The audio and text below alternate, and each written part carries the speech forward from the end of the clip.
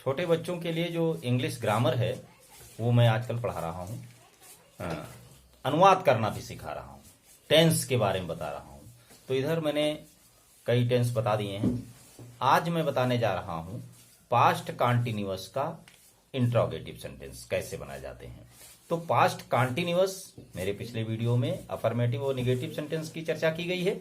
आज इंट्रोगेटिव, जो interrogative sentence होते हैं वो दो टाइप के होते हैं। एक ऐसा सेंटेंस होता है हिंदी में जिसमें शुरुआत में ही क्या लिखा होता है,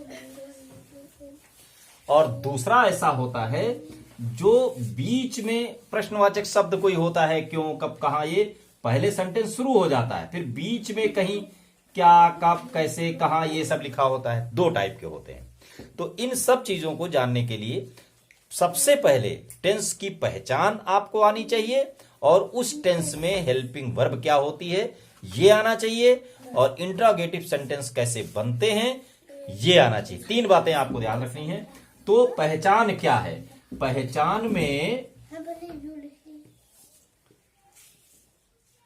जो हिंदी का सेंटेंस होगा उसके लास्ट में रहा था, रहा था, ये होता है पास्ट कॉन्टिन्यूअस की पहचान। रहा था, रहे थे, रही थी, इस तरीके से ये पहचान हो गई। अब पास्ट कॉन्टिन्यूअस ये हो गया, अब उसकी हेल्पिंग वर्ब क्या है ये आपको याद रखना है। हेल्पिंग है वाज एंड वर, ये हेल्पिंग वर्ब हो गई। अब इंट्रोगेटिव में दो टाइप के जो सेंटेंस बनते हैं वो बनते कैसे हैं ये आपको याद रखना है। तो इंट्रोगेटिव में कैसे बनाया जाता है? सबसे पहले जिसमें क्या पहले लिखा होता है, पहले टाइप वाला जिसमें क्या पहले लिखा होता है, तो क्या की इंग्लिश नहीं लिखी जाती है, केवल हेल्पिंग वर्ब सबसे पहले लिख दीजिए, बस वो क्या का अर्थ निकालता है। ये हेल्पिंग वर्ब हो गया। उसके बाद सब्जेक्ट लिखिए, फिर वर्ब लिखिए, और वर्ब में आईएनजी लगाइए, और फिर ऑब्जेक्ट लिख दीजिए। ये आपका सेंटेंस है जो इंट्रोगेटिव है और जिसमें क्या पहले लिखा होता है।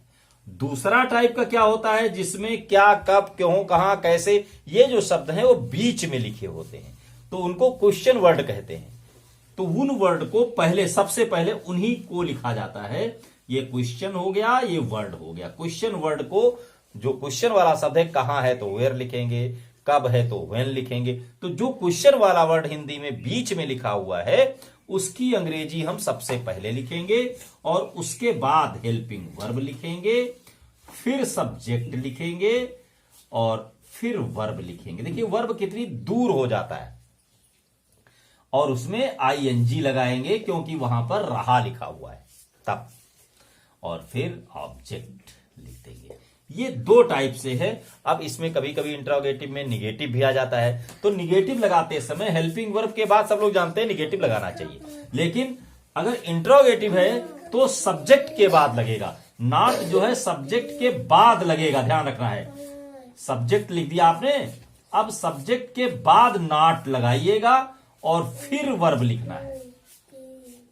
यह ध्यान रखना है, अगर नॉट कहीं भी है तो सब्जेक्ट के बाद और वर्ब के बीच में नॉट रहेगा। सब्जेक्ट और वर्ब के बीच में नॉट लगाया जाना है, यह ध्यान रखिए। अब इसको आप कर पाएंगे। ध्यान क्या रखना है? रहा था अगर लिखा हुआ है तो वाज और वर हेल्पिंग वर्ब है।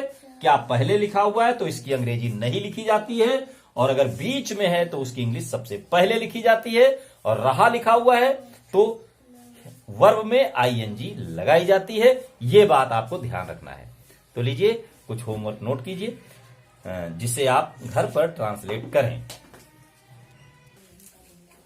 पहला सेंटेंस है हिंदी में जिनको आप ट्रांसलेट करेंगे, क्या माला गाना गा रही हो, गा रही थी। क्या माला गाना गा रही थी।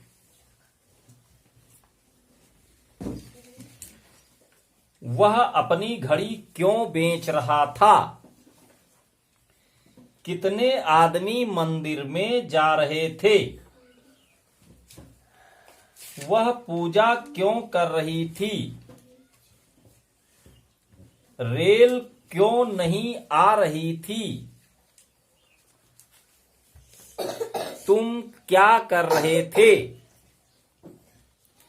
मंदिर में प्रार्थना कौन कर रहा था? धोबी कपड़े कहां धो रहा था? इस तरीके से 8 सेंटेंस हैं, इनको आप इंग्लिश में ट्रांसलेट करें और वीडियो को सब्सक्राइब कर लें, चैनल को सब्सक्राइब कर लें, मेरे सारे वीडियो देखें। छोटे बच्चे अगर घर में हैं तो उनको जरूर दिखाएं। धन्यवाद।